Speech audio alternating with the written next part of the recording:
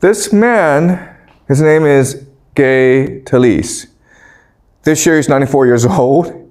He's still going strong. This is his wife, Talese. For decades, they were the first couple of American literature in New York City. And I'm very proud to have him as my mentor.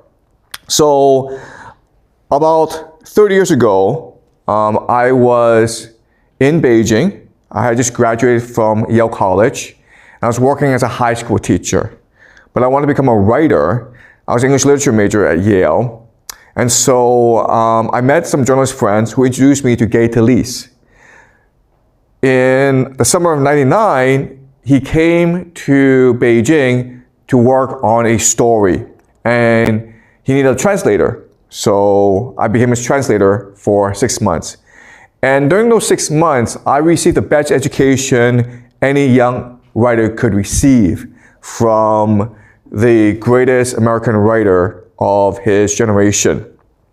He practices an art called literary journalism. And no one else practices this the way he does. So what he does is that he will spend hours and hours just talking with someone, trying to get to know this person, trying to understand the world from this person's perspective. And then after spending days, months with that person and talking to other people around him or her, he will try to draw out a memory from that person and put it in words in a way that resonates with his audience. And he is a genius. And when I mean he's a genius, I mean he is unique in what he does.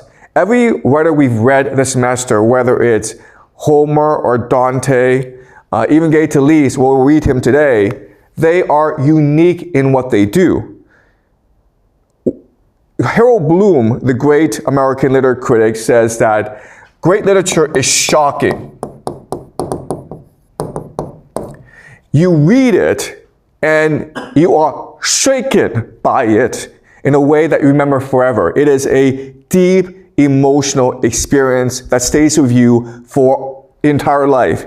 It shakes you in a way that forces you to reorientate your worldview. It forces you to better understand who you are, your place in the world, and your understanding of the world.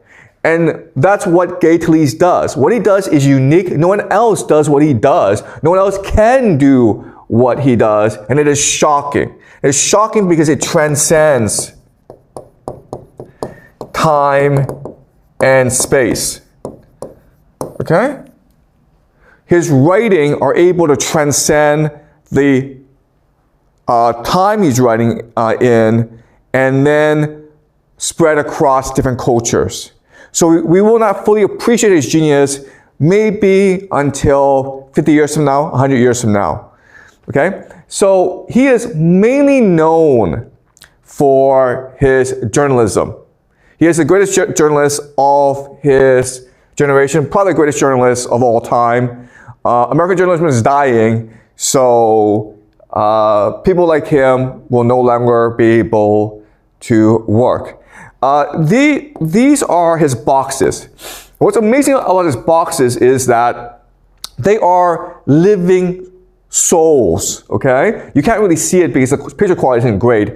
But what he does is that he turns each box into a unique soul with its own time, its own place, its own memories. And he uses these boxes in order to create articles and essays and books. Okay? So he takes memories of life, real memories of life, and turns them into great works of literature. He is mainly known for his book, The Kingdom of Power, which is about the New York Times. If you work for the New York Times, you still read that book today as a young journalist. He wrote a book called Honor Thy Father, which is about the American Mafia. And he wrote an essay, a magazine article called Frank Sinatra Has a Cold, which is considered the greatest American magazine essay ever written. Today, I want to talk about a work that people don't really discuss about Gay Talese. It's called Thy Neighbor's Wife. Thy Neighbor's Wife.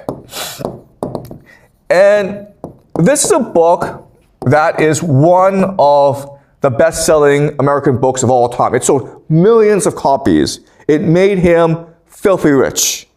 It made millions of dollars.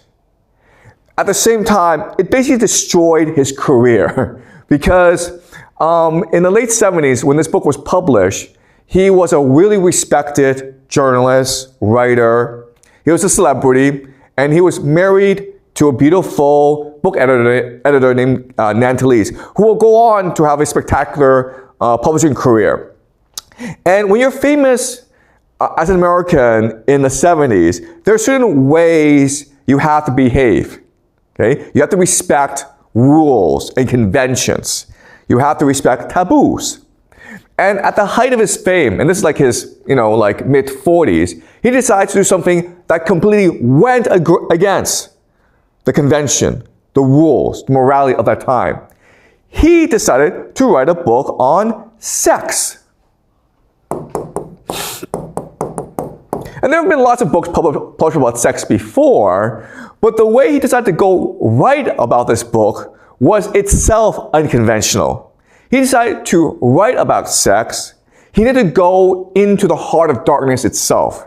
He needed to explore the deepest, darkest, most depraved secrets of humans. Okay? And so he would spend at least 10 years engaged in all sorts of really strange activities rich, famous men should not do in public, okay? Yes, I understand rich, famous men are hypocrites and they do this in private, but they don't do it in public and let the whole world know about it, and don't certainly write a book about it, okay? But the guy decides to become a manager at a massage parlor. He will go to California and engage in orgies. He will masturbate with other men, but he is an anthropologist. He is trying to understand the complexity of humans. And to do that, you first need to appreciate sex. Okay? So this is a book that no one talks about because it is so controversial. It is so disturbing. It's disturbing because it's truthful. All right? Because it tells us that human beings are ultimately animals. And so I think this is one of the most courageous books ever written because it puts a mirror to us and shows us that we're just basically monkeys. But at the same time, it's also one of the most enlightening, inspiring books that we've written because that has ever been written, because if you look at the act of sex of human beings, it's different from animals, because ultimately what lies behind sex is religion, our need, our search for God. Ultimately, that's why we have sex. If you actually read this anthropological study of sex, then you understand that we humans are first and fundamentally religious beings that seek to return to God. It's something that Homer and Dante has talked about before in the past, right? Okay, so before we go into Thy Neighbor's Wife and explore how it's fundamentally a book about religion, I'm going to go into some occult mysticism, okay? So this is something called the Kabbalah. The Kabbalah means to receive.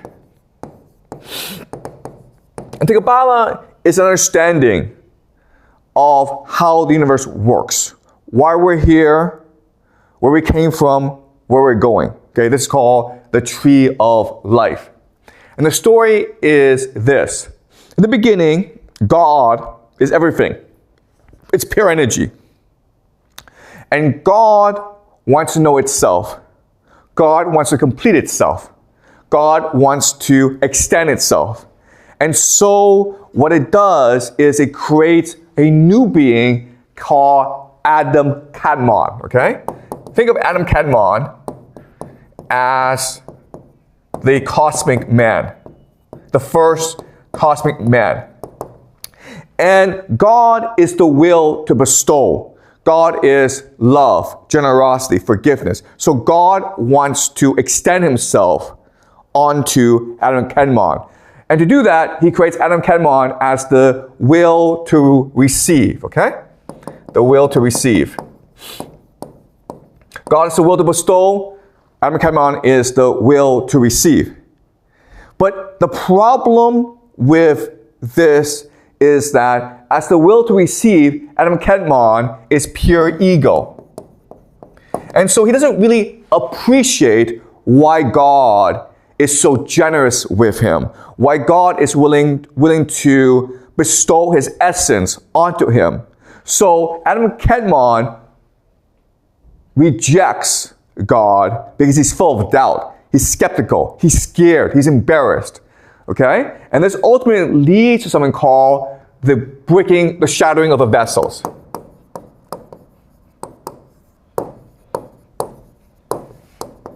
Shattering of the vessels.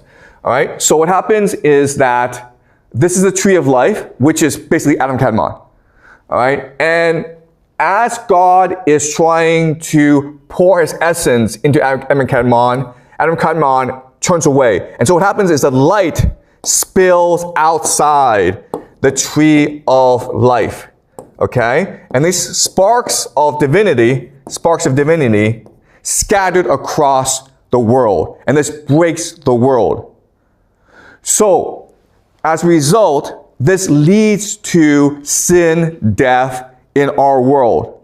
So in order for us to repair the world, what we need to do is collect those sparks that have spilled over from the tree of life and then combine them together, repair the vessel so that God may come to our world and reunify with us. Okay? So according to Jewish mysticism, that is the purpose of life. All right? So this is the very basic understanding of the Kabbalah, which helps us understand our place in the world and why we're here to do what we do. Now, there are three things I need you guys to remember about the tree of life. Okay? The first thing to remember about the tree of life is that it's sexual in nature. Okay? So the idea is that two forces are combining to create a new force. Right? So God is the will to bestow, and Adam Kadmon is the will to receive.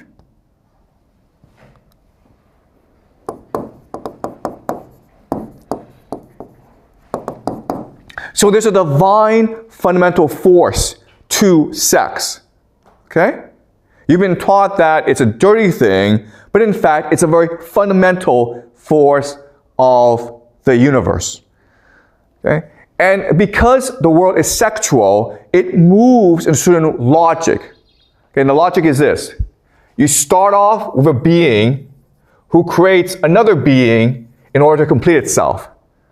Okay? And this leads to a new being, which then creates another being, which creates another being. Okay? And this is the tree of life. In other words, the tree of life is the fundamental movement of the universe.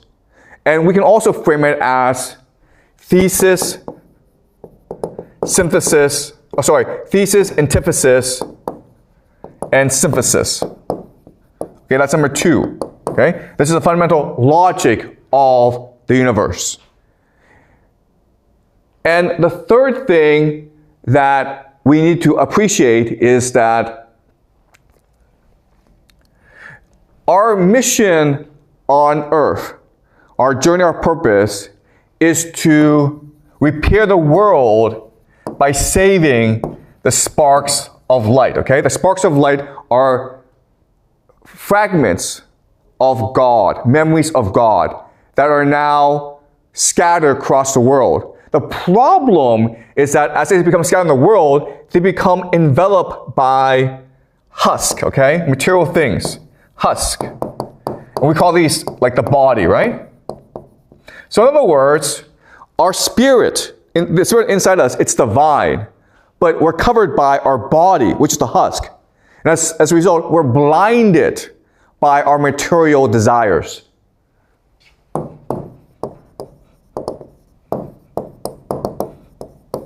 Okay? And so this is a fundamental conflict in the universe. How do we go about repairing the world? Well, we go about repairing the world by repairing ourselves, by discovering the light inside of us. All right? And so this is the question that Gay Talese is going to undertake. What he's going to do is that he's going to risk his entire career. He did actually risk his entire career. And he's going to go into the deepest, darkest corners of the human heart to figure out how we can liberate our divine aspects from the husk that has imprisoned it. Okay? That is a fundamental conflict driving the book, Thy Neighbor's Wife. All right? And if you read the book, 3 different solutions are being proposed.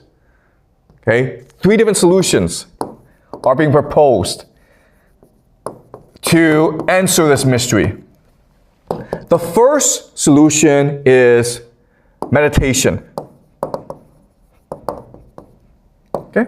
Meaning that we ourselves have the energy, the power to liberate our spark from our husk through intense concentration. Okay? But in a sexual sense, what is meditation? Meditation is masturbation. I know this sounds really weird, okay? I know this is going to be disturbing for some of us, but it will make sense when we get to the passage, okay? I'm just building the framework, the theory for when we read Thy Neighbor's Wife, okay? So that's the first solution. Second solution is to embrace sex. Okay, so the theory here is that sex is meant to be free, to be casual, to be joyous. But society has imposed restrictions on sex. So sex is a mechanism to control your feelings, to imprison your soul. Okay? Because sex is taboo. So for example, if you were to get married, you're not supposed to sleep with other people who is not your wife or your husband. If you do so, you will have betrayed your wife, yourself, and society as a whole. And then you ask yourself, well, why is that important? Why is sex and love really the same thing? So what if you have sex with another person? Why does that matter? Why can't you separate your husk from your soul? Your soul can belong to another person, but your husk can be enjoyed with other people. Okay? And the way to liberate people from this convention, from this taboo, is to fully embrace sex. Okay? The more sex there is between different people, the more they recognize that what matters is not the sex, what matters is the love. Okay? Through sin, you can break the taboo. You can liberate yourself from the taboo. When you liberate yourself from the taboo, you liberate your soul. Okay? And then your soul can then reconnect with God. So there's a second solution proposed in Thy Neighbor's Wife.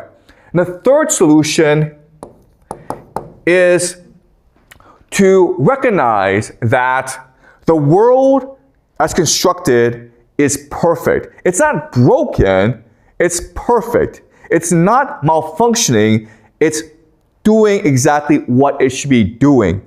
Why? Because we're here not to find the sparks of light, we're here to create sparks of light.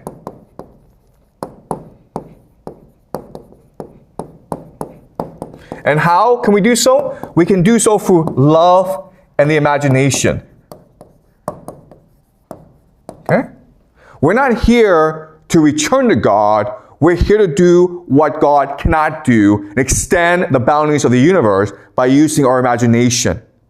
By creating memories that are transcendental, that travel beyond time and space, and which are able to inspire others to imagine and to dream as well. Okay, and this is the idea of Dante. So you have three radical visions of what it means to seek liberation. You have three radical visions of what it means to free your soul and to be one with God. Okay? All right.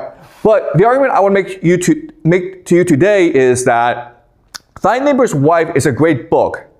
The reason why millions have read it, the reason why that even though it's written 50 years ago, we can still read it and resonate with it is because regardless if these paths fail or succeed, they do resonate with us because they remind us of our fundamental need to return to God. Okay? They remind us of who we are.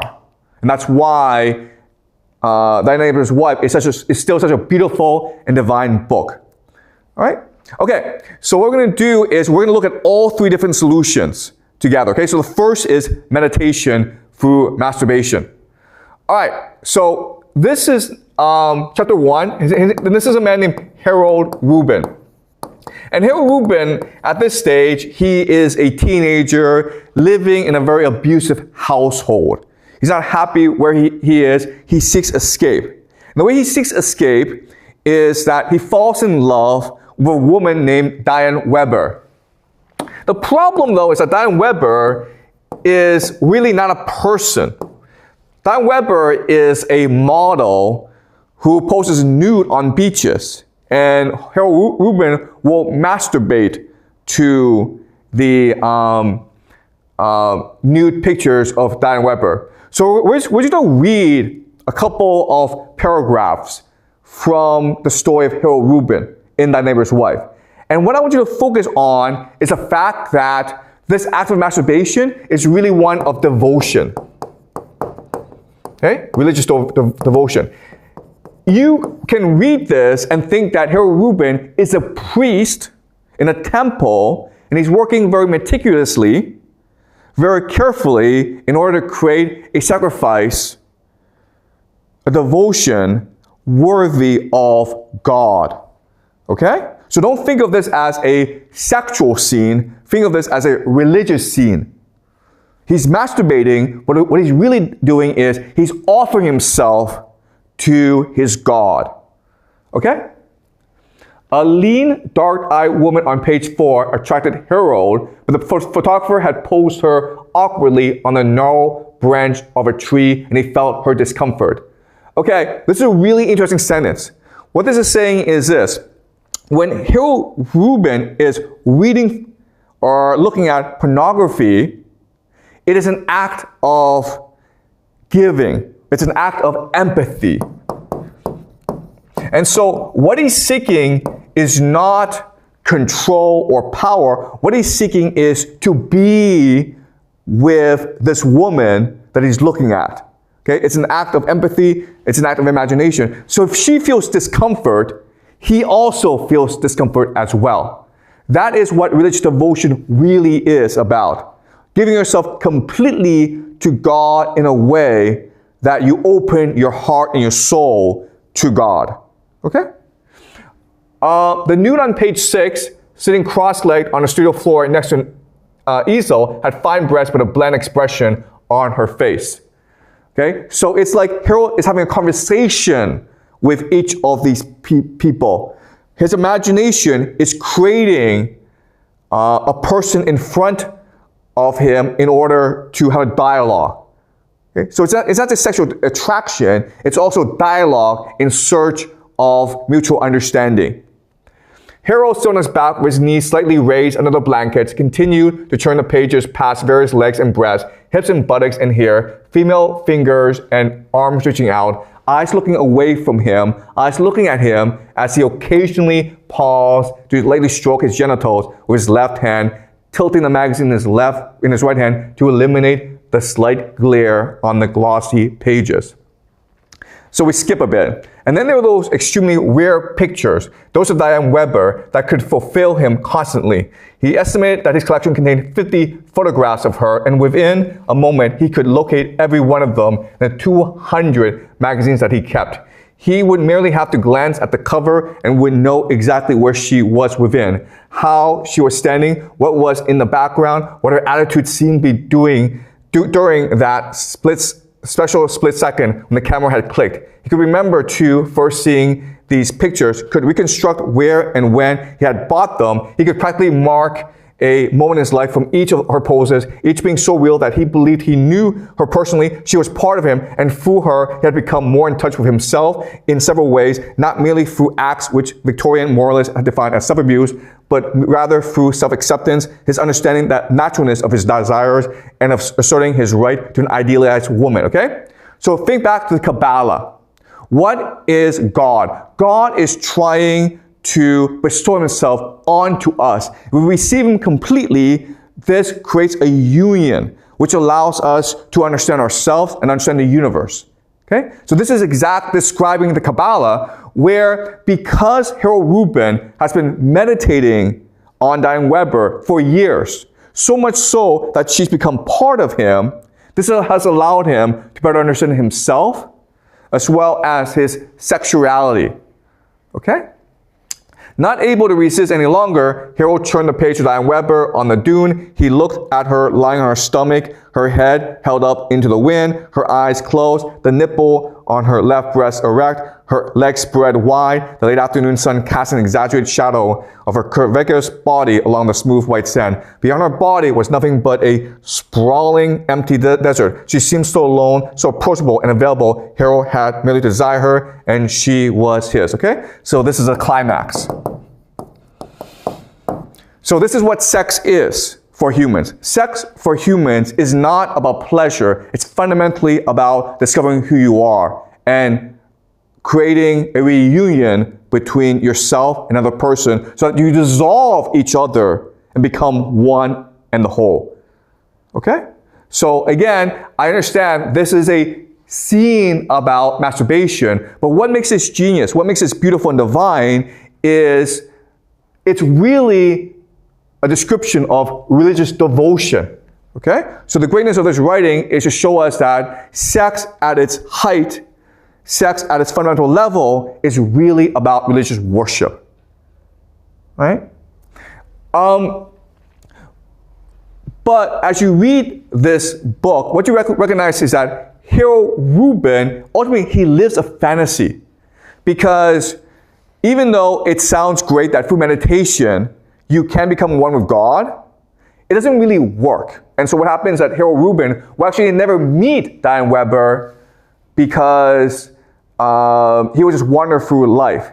And one major reason why he will never meet Diane Weber is because he's too afraid to meet Diane Weber, okay? Diane Weber is not a real person, it's just a fantasy. He does not want to meet the real Diane Weber because meeting her would shatter his fantasy and thus shatter his religion. Okay? So this is one solution. It doesn't really work. Meditation doesn't really work. Another solution is proposed by John Williamson. John Williamson. Okay? And this is his wife, Barbara Williamson. And what they're going to do is they're going to create a sex cult together. And his understanding is this. Modern society has made everyone miserable. Why has it made everyone miserable? Because we're always lying to ourselves. Because we're always repressed. We know we don't like the jobs we do. We know that we didn't learn anything in school. We know that the person we married to, we don't actually like. Okay? And so we have imprisoned our soul in the husk. It is society that enforces the husk onto us. So the path to liberation means to break out of this husk. And how do you break out of this husk? By engaging in sex. To remove the power of sex over you, right? Because in our society, sex is about shame. All right? So what he's going to do is he's going to create a cult in which married couples come together and have sex with other people. And this will liberate them from the limitations of marriage. And so when you get rid of the social convention, what is left is your love for either yourself or for your partner. And if there's no love, then that's good, because you will know that you've been living a lie all this time. Okay? So what he's going to do is first create his group. And so he's going to recruit individuals in order to join his cult. And one of the first people he recruits is John Bolero. And his wife is named Judith. And they are in a conventional marriage, which is to say that they are in an unhappy marriage where they do what they're supposed to do. John Bolero goes to make good money as an insurance salesman. Judith is at home taking care of the kids. So they do what they're supposed to do, but it's unhappy. And so John Williamson knows he's unhappy, and he arranges for John Bolero to have affairs. First with his wife, Barbara, and then with other people as well. And then what he's going to do is that he's going to invite both John Bolero and Judith to his house, where John Bolero is going to have sex with another woman in another room, and Judith is going to be in another room listening in on her husband having sex. Okay, and this is a very disturbing scene. And it's so disturbing, we're not going to read it together, okay? But if you're interested in reading it for yourself, then you can pause the video and read it, okay? But ultimately what happens is that John Bolero is having sex, Judith screams. But the scream, it is considered cathartic. It's therapeutic, because the screaming allows you to purge yourself of your fears, of your ego and your fear. Okay? You now see that your husband is no longer yours. You lose your fear because you recognize that your fear that your husband will run away, will leave you, well, he's already done so. Okay? So when you leave your ego and your fear, what happens is, the only thing that remains is who you really are, which is the divine spark. Okay? Divine spark. That's a theory anyway, okay? It doesn't happen this way, but this is a theory. All right? So then what happens is that a few nights later, they do it again. John Bolero goes to this house, and he's having sex with another woman, and Judith is in a room listening in, okay? But instead of just like listening in, screaming, she decides she's gonna have sex with John Williamson, because now her soul is liberated. She's now free. She doesn't care about losing her husband. She doesn't care about being mocked by other people. So she just engages, she indulges in her passion, and she has sex with John Williamson, okay? Then John Bolero hears this sex, he comes out, and he is startled, he's traumatized to find his wife having sex with another man. Okay? And again, you can pause the video and read the scene. It's a very powerful scene. And he is shattered, okay? But this shattering is good because it allows you to repair yourself. Once your ego and your fear dissipate, you can now resurrect yourself as you truly are. Okay? Again, this is a theory. I'm not saying this works. Guys, don't try this at home, okay? But this is a theory. And guess what, guys? It doesn't work. It doesn't work because maybe for the first couple of times it works with people, but when you actually try this at scale, it kind of screws up. So John Wilson decides to take his religion and spread it to as many people as possible. So he sets up a retreat called the Sandstone Retreat. Sandstone Retreat.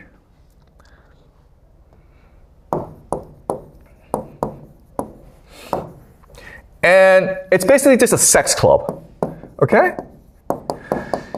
And so Gay Talese will go to the sex club and spend a lot of time there. And he writes this scene about this sex club of like they're just having orgies all the time. And we know it doesn't work because one day Gay Talese sees John Wilson looking at a very strong, handsome, muscular black man having sex with his wife, Barbara. And it freaks him out, okay? So the theory is great. Oh, if we just sin enough, we will absolve ourselves of our guilt, of our fear, and that will truly liberate us. But in practice, the opposite happens. In practice, what happens is that when you engage in sin, the guilt compounds itself. So the theory is to remove the husk, okay, the husk, so that the soul can be liberated. But when you engage in the material world, when you have too much sex, the husk just extends itself and you become truly blind. Okay? And this is why, even though John Wilson succeeds in starting a sex cult, even though he becomes very famous with his Sandstone Retreat, what happens next is that he falls into a deep depression. Okay? And he turns away from the sex cult, and I think he opens a tiger sanctuary. Like he goes plays with animals. All right?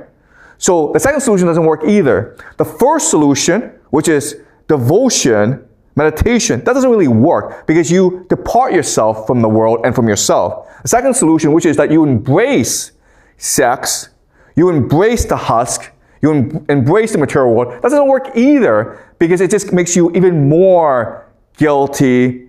It makes you feel more guilt, more shame, okay? So what's the solution? Well, at the very end of the book, Thy Neighbor's Wife, Gay Talese proposes a solution, okay? And we're going to read it together. But what happens is this. Gay Talese grew up in Ocean City, New Jersey. He is Catholic, and Ocean City, New Jersey is mainly Protestant. So he's an outsider. He's Italian. Everyone else is white. And his family are immigrants. Everyone else has been there for generations. So he's always been an outsider. And as an outsider, you feel nothing but guilt, shame, and fear.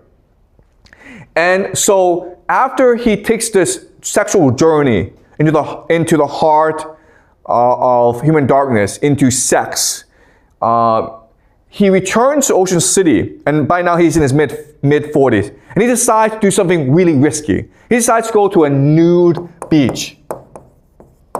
This is something that, if you're an immigrant young boy, you could never ever dream of doing, okay? Because you yourself already fear being ostracized, or being laughed at, or being mocked at, right? There's no way you're going to a nude beach. But Gay Talese is now in his mid-40s. He's still suffering a lot of scars from his immigrant childhood. But he decides, I'm going to go to a beach, the nude beach, okay? So he goes to the nude beach, and takes off his clothes, and he's there naked, and everyone else around him is naked. Then he spots some sailboats sailing across, and these are people watching them, okay? So this is society, this represents society laughing at you, mocking you, ridiculing you for being different. And what happens is that Gay Talese stands up and he stares back at them, representing the fact that he's learned the courage to accept who he is. He's learned the power to see social conventions, social taboos as prisons, okay? So this is the very last paragraph of Thy Neighbor's Wife. Painted on the stern of most of the boats beneath the declaration of their names was the lettering of the locale, Ocean City, New Jersey. And seated on the decks were people wearing Bermuda shorts and sailing caps, bathing suits, straw hats, and dark glasses. And in their hands, they held cans of beer, thermos bottles, transistor radios, and handkerchiefs that they waved at the nudists, okay? This is a lot of detail. The only way you could have this detail is that if you were actually one of them on these trips, okay? So this is telling us that before going to the nude beach, he himself was on a sailboat sailing like everyone else, watching the nudists. And now he himself has become one of the nudists, okay? There were also some catcalls coming from the boats, whistles and cheers, and after watching for a few moments, Talese stepped forward on the deck, separating himself from the other quiet nudists, and he faced the boats, recognizing a few of the sailing ships, and he fought some of their passengers, okay? So these are his friends, all right? These are people that he's most afraid of knowing that he's nude. He also noticed for the first time that many of the passengers held silvery telescopes and dark binoculars, and they sat rigidly on their decks and swayed in the water and squinted in the sun. Okay, so these are voyeurs. These are people who secretly spy on people being nude. Why are they secretly spy? Because they are afraid. They have ego, they have fear, they have guilt, they have shame, so they have to hide themselves. And so to show that he's not afraid, what he does is, they were unabashed voyeurs and looking at him, and Talese looked back, okay? So he's looking directly at those spying on him and says, like, I was once you. I was once also afraid and living in fear, and now I've liberated myself. Okay, I am now free. The question then is, how is it that Gay Talese succeeded, but Harold Rubin and John Wilson, they failed? Okay? And it has to do with the nature of poetry and the purpose of writing. Okay, so the Kabbalah asks us, where are the sparks of light? Okay? All right, so we first have to figure out what consciousness is. And something that I've been teaching in this class for the past semester is that our consciousness is what's real. Our consciousness are infinite dimensions, okay? And we can know by using this visual depiction where our consciousness is spread through infinite dimensions, okay? And at a certain dimension, we're all just one force, okay? The monad. So the separation is only superficial. In reality, we're all connected in some way. Now, because of this, it tells us that memories are not stored inside our brains, but inside this universal consciousness. All right, so these memories of ours are stored in the universal consciousness. Some of our memories are so powerful, are so great, that they're shared amongst others, okay? So even though you yourself have had this memory, it is such a spectacular memory because it's so imaginative, it is so unique, it's so special that it affects other people as well, all right? So these are these memories. And these are the sparks of light.